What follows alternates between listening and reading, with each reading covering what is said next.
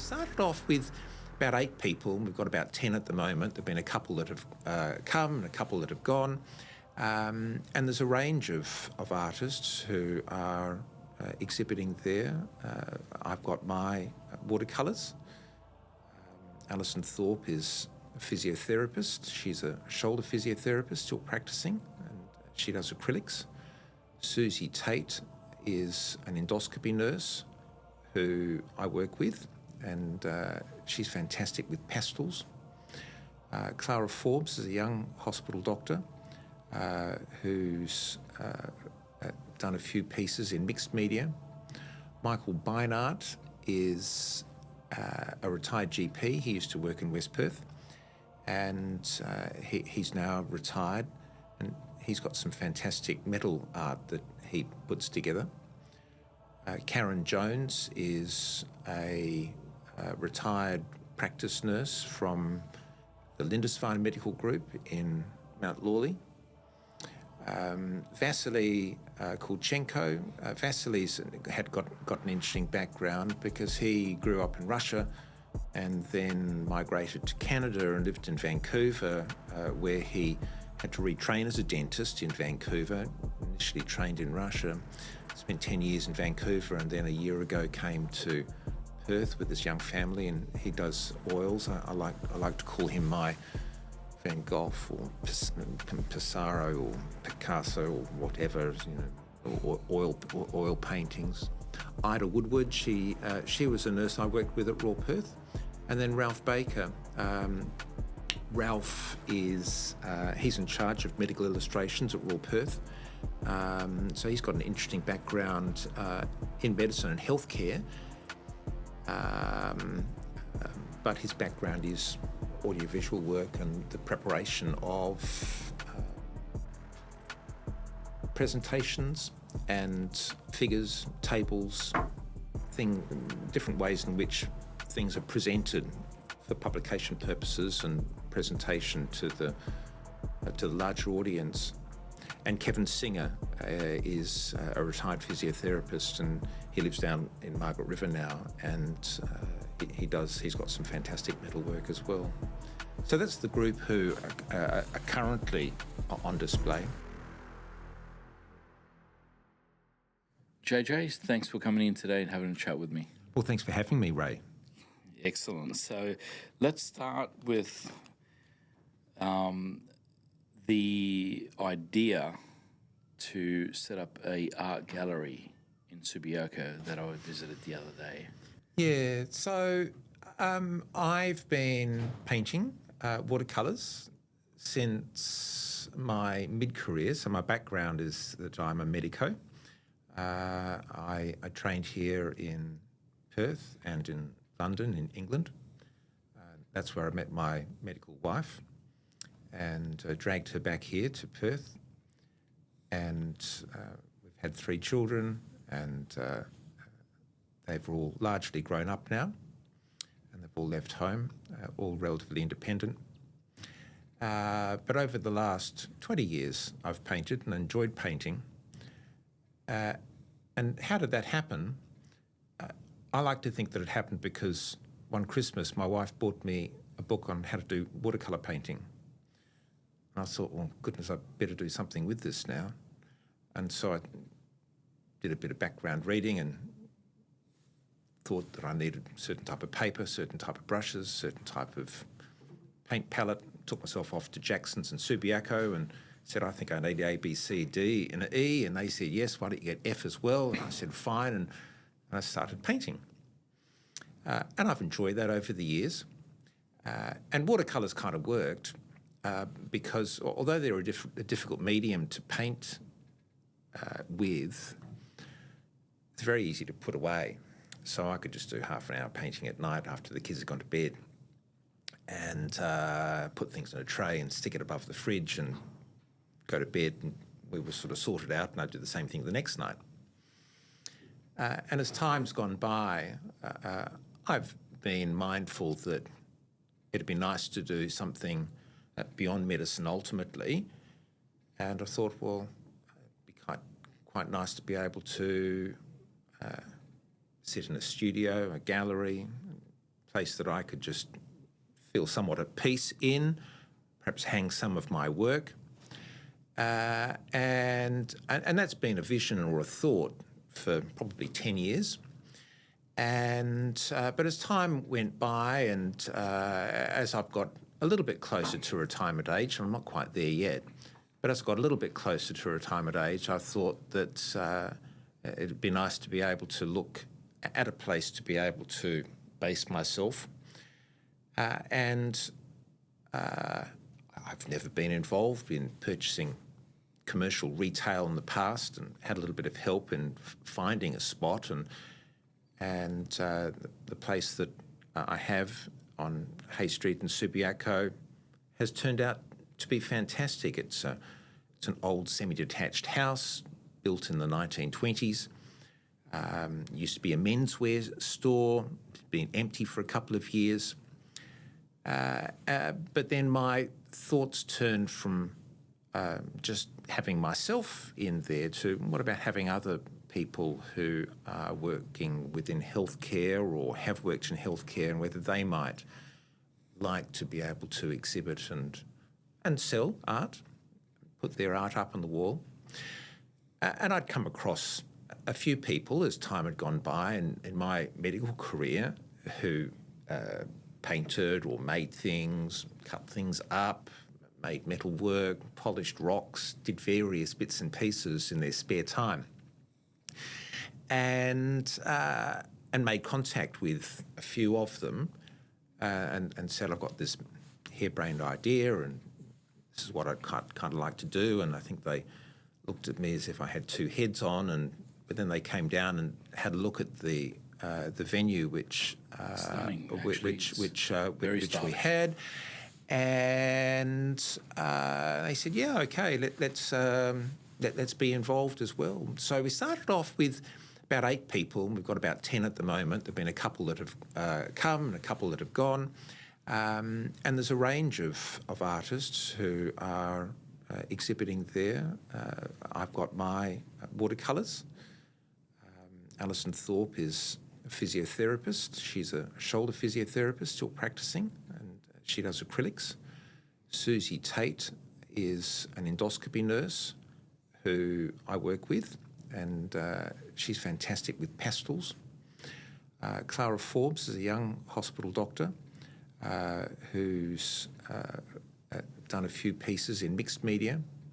Michael Beinart is a retired GP. He used to work in West Perth, and he's now retired, and he's got some fantastic metal art that he puts together. Karen Jones is a retired practice nurse from the Lindisfarne Medical Group in Mount Lawley. Vasily Kulchenko. Vasily's had got an interesting background because he grew up in Russia and then migrated to Canada and lived in Vancouver, where he had to retrain as a dentist in Vancouver, initially trained in Russia, spent 10 years in Vancouver, and then a year ago came to Perth with his young family, and he does oils. I like to call him my Van Gogh or Pissarro or Picasso or whatever, or oil paintings. Ida Woodward, she was a nurse I worked with at Royal Perth. And then Ralph Baker. Ralph is, he's in charge of medical illustrations at Royal Perth. So he's got an interesting background in medicine and healthcare. But his background is audiovisual work and the preparation of presentations and figures, tables, different ways in which things are presented for publication purposes and presentation to the larger audience. And Kevin Singer is a retired physiotherapist, and he lives down in Margaret River now, and he's got some fantastic metal work as well. So that's the group who are currently on display. I'm speaking too much and not allowing you to ask me No, more that's questions. excellent. That's exactly what I want to know, actually. Look, JJ, walk me through the creative process that you go through when you decide to sit down and create. Well, I've tried to be as open as possible with the artists and try to say yes. I mean, I have got difficulty in my existence saying no to people. I'd like to think that in due course I'm going to have to say no to some artists, and that may be hopefully. Look, we've just got a waiting list of people to go up on the wall because we're fairly full at the moment. And we've all got art which we like, and we have art which we don't like.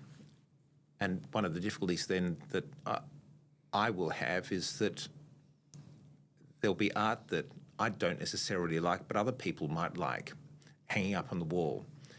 And so it's just one of the things that I've had to grapple with already is when there's art that I wouldn't necessarily buy or purchase, but it's art that's interesting, it's good, it's talented. Do I try to take that on board or not? And it's an eclectic range of healthcare professionals that I've just gone through, and it's nice to have that range. And they've got a range of different styles. In terms of curating the gallery, I've been enthusiastic to have 8 or 10 or 12 artists with 4 to 8 pieces each, rather than 40 artists with 2. And then you can get a little bit into the artist by seeing several of their pieces rather than just having 1 or 2 pieces on display. So how do I curate it? I think I've answered your question. When a piece goes, then it's nice to be able to fill it with another piece of art. Mm-hmm. All of us are or have been healthcare professionals, so we may not have a large amount of extra stock sort of sitting around just waiting to go up on the wall. And if that happens, and if someone sells 2 or 3 pieces and they don't seem to have enough stock quite perhaps to fill their space on the wall, we might just take that down for a little bit, put someone else's work up. Sure. What's the style that you mostly paint? I like watercolours, and there's a wide range of different types of painting. It's very difficult to describe a painting, isn't it, in a podcast rather than actually having a visual idea of it. I would like, as time goes by, to become more loose with watercolours. Watercolour is it's a great medium for allowing little accidents to happen, because it depends on the way in which the watercolour colours hit the paper, move over the paper, merge with other colours. But that can result in muddy appearances on the paper as well, and if things don't kind of work out, well, perhaps you start from scratch, or it's very difficult to rework a watercolour painting. But as for topics or things that I'll paint, it's a range of things: flowers and fruit and scenes. If I have a quirky thought, I like being able to put that quirky thought onto paper as well. I think I showed you when you popped down to the gallery, one of those quirky thoughts, which is all about trying to understand the difference between a palindrome and an ordinal lap. So a palindrome is the same word forward and backwards. So Hannah's a palindrome, race car is a palindrome. And if you write palindrome down on a piece of paper and then read it backwards, it's an ordinal lap. And an ordinal lap means something different when read backwards than when read forwards, but it still means something.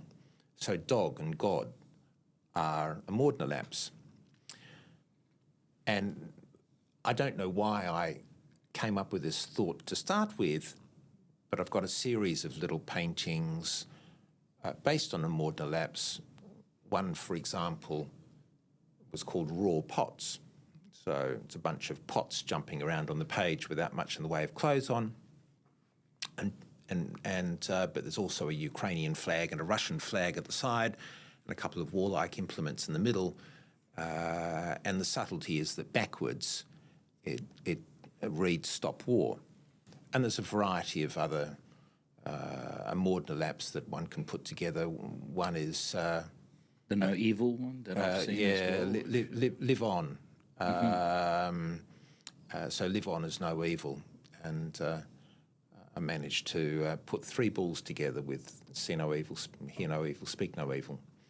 And the bulls were just having a great time living on. So it just... How do your personal experiences and emotions contribute towards the pieces that you create, I guess? The pieces don't particularly relate to medicine. They don't particularly relate to my existence in the world. I mean, war, for example, that we were just talking about, it's not a sensible thing. It's bad.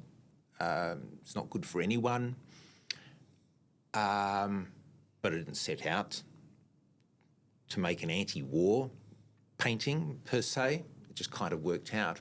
And I find myself very much at peace painting. And it's just a little bit of lateral thought which ends up with a painting like that. Do you remember the first piece of art that you painted when you realised that you want to pursue this to that level? No, and to that level suggests that I'm a highly skilled artist. I question that.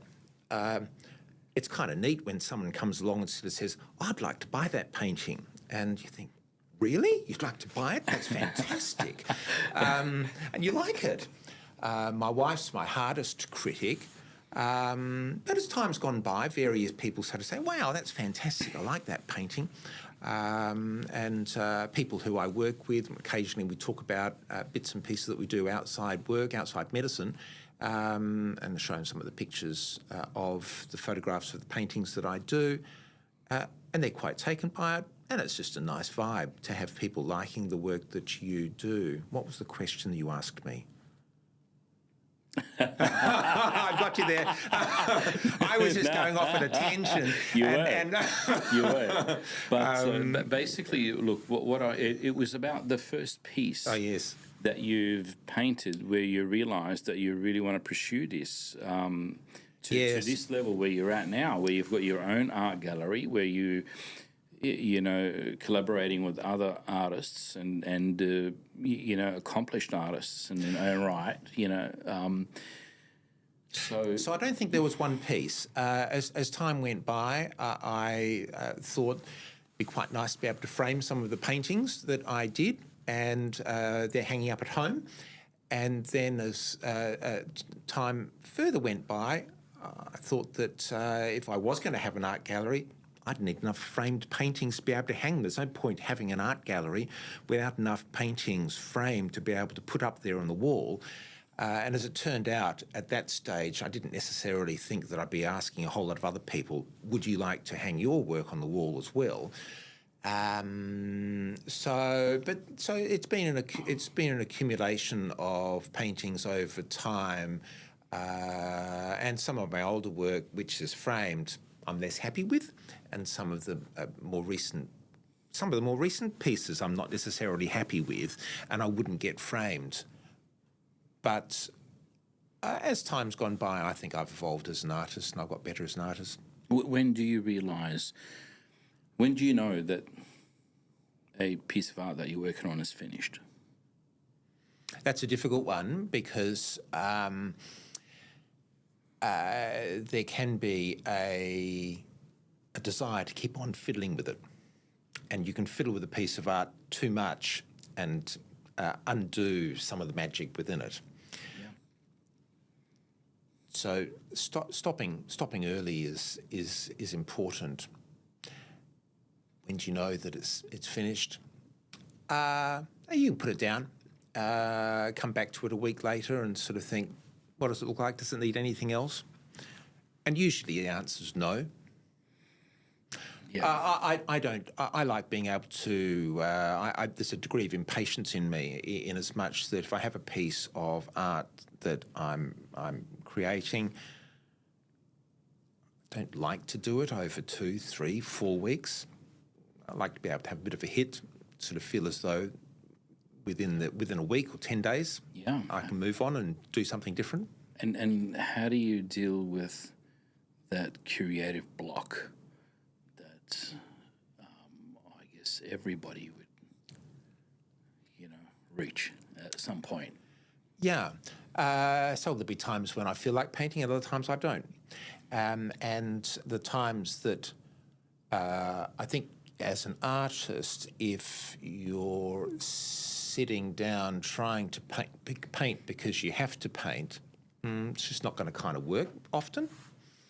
It's nice to be able to paint just when you're in the mood, and if you're painting when you're in the mood, things just kind of work out the right way, and you're not trying too hard.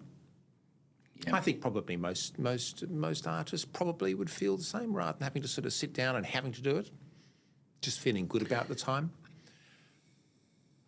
We all go through difficult times in our existence, in our life, and whilst art can take you away from those difficult times, if you're going through a more difficult time, I don't think necessarily the art works out quite like you'd like it to, although probably Van Gogh would disagree.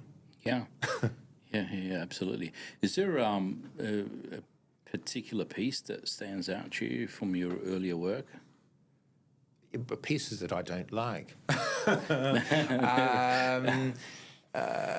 Is there a particular piece? I like being able to paint places that we'd been as a family. That was kind of neat.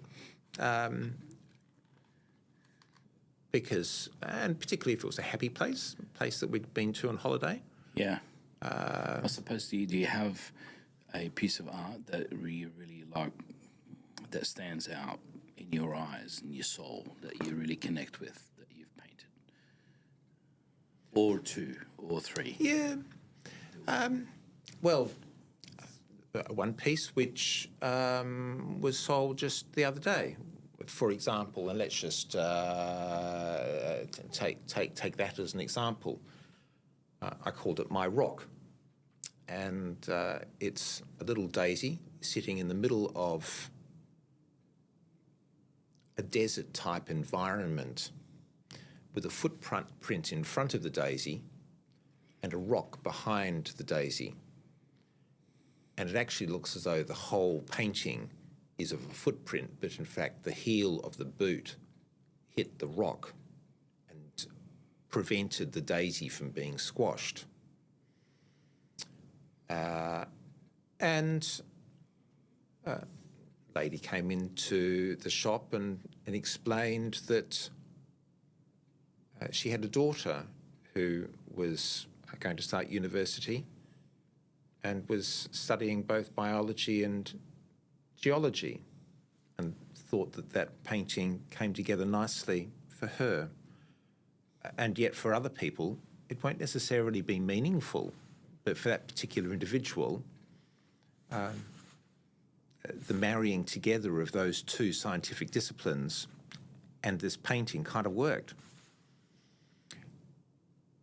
I like that painting. There's another couple of paintings that I've done which are more in cartoon style. One, for example, and for those listeners who don't necessarily know, I've come to Ray's studio and we're sitting across the road from Parliament House.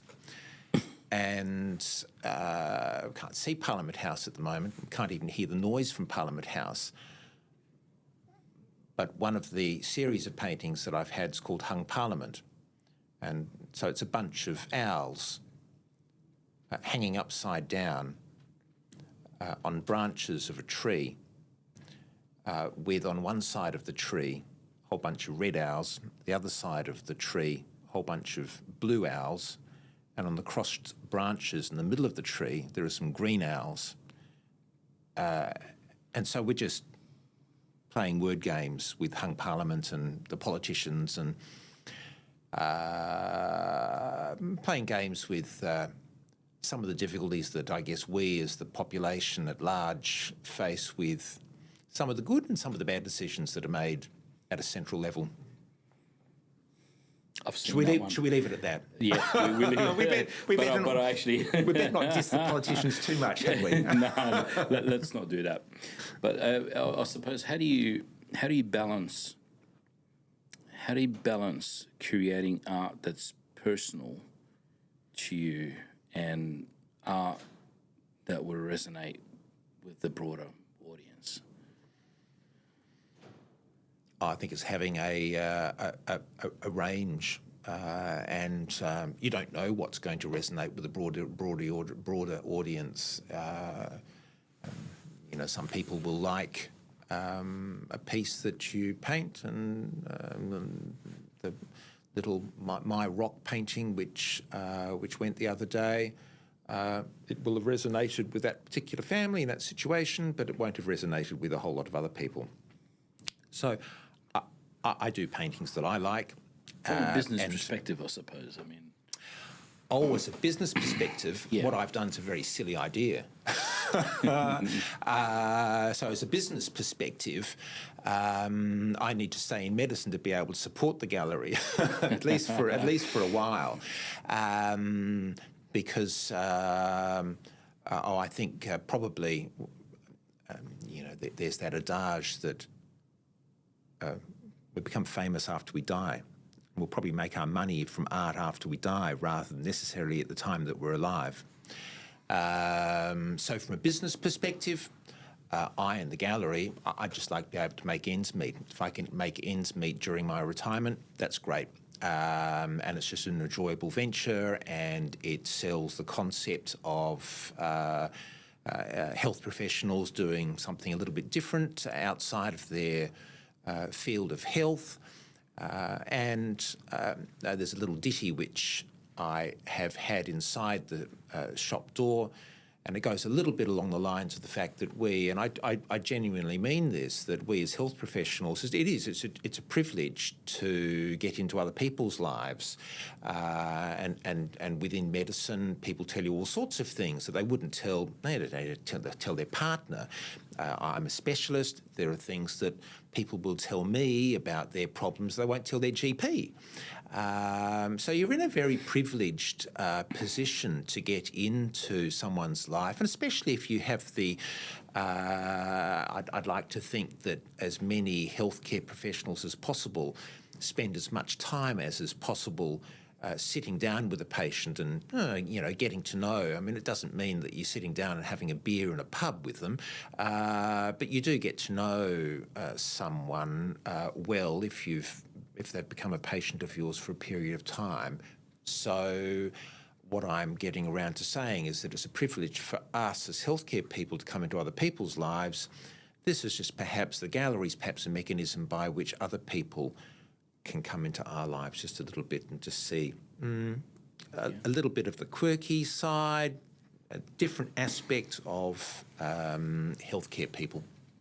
What do you think that sparks your creativity? What is there? A mood, a feeling, a place?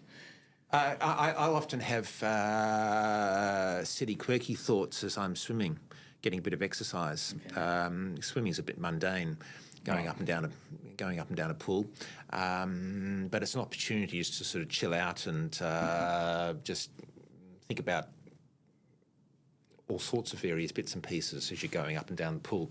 I swim with I particularly swim with one of my daughters, and that's a nice time for us to sort of get together. We try to do that once or twice a week together, and I'll swim another once or twice a week myself. And in that half an hour, 45 minutes, hour that I'm in the pool, it's just an opportunity for various thoughts to come into and exit my brain without necessarily having a book or a computer in front of me. Yeah. Do you have artists that you look up to? Artists I look up to?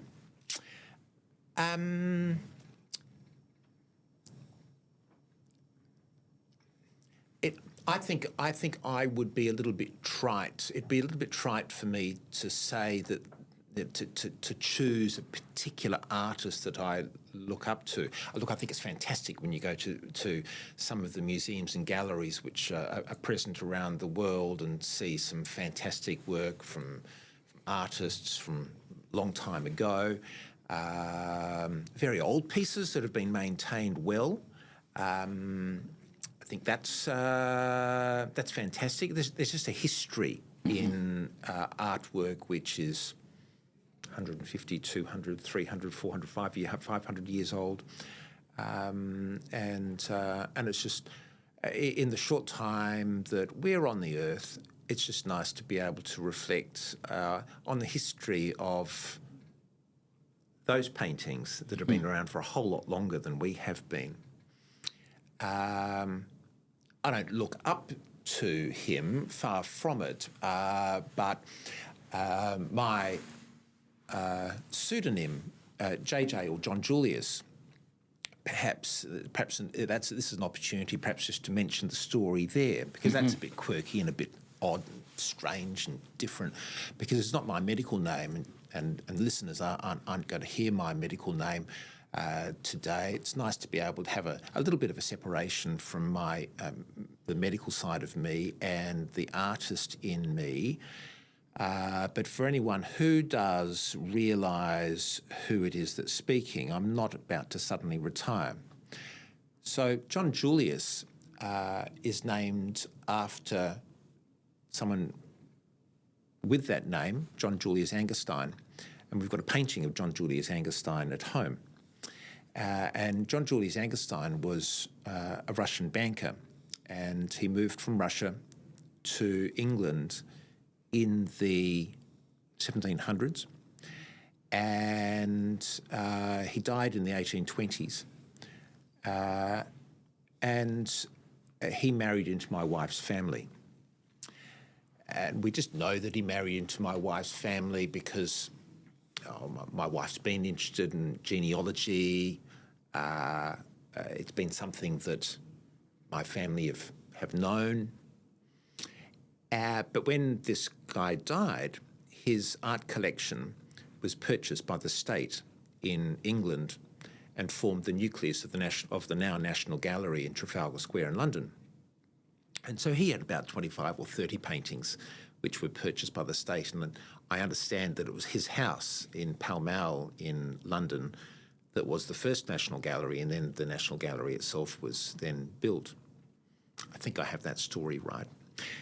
Anyway, there are a couple of paintings of John Julius Angerstein in the National Gallery in London, and some 150 years ago, one of my wife's great-grandmothers took some oils and a canvas into the National Gallery and sat in front of this painting of John Julius Angerstein and copied it. And we like to think that it's quite a nice copy of John Julius Angerstein. And this painting itself has got a bit of a checkered history because it went from England to South Africa, back to Europe, into France, and then back to England. And we found it hidden behind a cupboard in my wife's mother's flat in England, and said, well, rather than having it here and having it fly blown and torn and so forth, can we take it back to Australia and we'll have it fixed up. So we did that, and we've got it hanging up at home. And so it's a bit of a long story.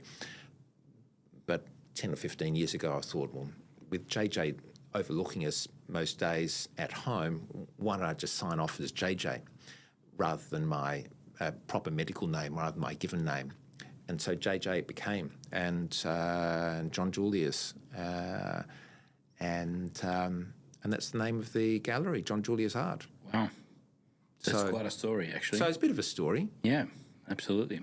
So what's... It's a bit quirky. It's amazing. I love it. I didn't expect that, that's for sure. But what's the next phase, you think, in your artistic pursuit? You know, so where's it going to go to? Well, I'm following my nose to a certain extent. If I go back to what happened to me in medicine, in many respects, I think a lot of what happens to us in life is underpinned by what I will call fate and destiny, and what my wife will call providence. And you just don't quite know what's around the corner, and where will we be in 5 years' time? Did I know 20 years ago that I was going to have an art gallery? Well, of course I didn't know 20 years ago I was going to have an art gallery. Probably didn't even know 10 years ago that I have an art gallery, and certainly colleagues that I tell, I'm a bit perplexed that I've gone down this pathway. So it just depends what opportunities present. I mean, for example, you just walked in through the door. And here we are. And here we are. We're having a chat about the art gallery. There was another occasion 9 months ago when the lass who organises and runs the Subiaco night market walked in through the door and said, we'd like to have a pop-up gallery of some sort at the Subiaco night market. Would you be interested? So you just don't quite know what presents. In terms of growth of the gallery, at this stage I'm still pretty busy with medicine. I'm still doing 30, 35 hours a week in medicine and 20, 25 hours a week in the gallery. So I don't have the time to be able to push the gallery big time. I'm happy for it to grow organically, and it's grown organically, and there have been various things which have happened as time's gone by, and I don't know where we'll be in a few years' time. I mean, you were just telling me that you opened the podcast studio in January this year, and now here we go 9 months later, and there's going to be a second podcast studio set up. Am I going to have a second John Julius Art Gallery? I think it's highly unlikely, but we'll see. We'll see. It's a very stylish, elegant art gallery. Well, thank you. I really like the feel in there, and it's amazing. I could hang out there, that's for sure. Well, it is a nice place to be able to hang out, and I feel privileged to be able to hang out there. So I have a very busy day, for example, on a Monday and a Wednesday in medicine, and on a Tuesday, which is today, it's a bit of downtime, and I've got some nice quiet music on and a bit of painting, and it's a bit chilled, and it's nice. And then when people come in through the front door, we can engage and have a bit of a chat about bits and pieces. People don't come in, that's fine. I'm happy. I'll just keep on painting. Yeah, absolutely. Yep. Absolutely. So, aside from swimming, what other hobbies have you got, and what are you really into? Is there anything else that you? Oh, that's a hard one. There's only so many hours in the day. I think at the moment it's medicine, it's art, it's swimming, and then one has to sleep at night. When I was younger, my wife likes to joke that it's all her fault. And when we met in the UK, she thought, "Oh, I'm meeting this sort of hunky Australian guy, does all the sporting stuff. So at the time, I liked playing tennis. I liked windsurfing. I'd go swimming at the beach, running along the beach, and that all sounds rather grand, especially to someone, a young to a young English woman.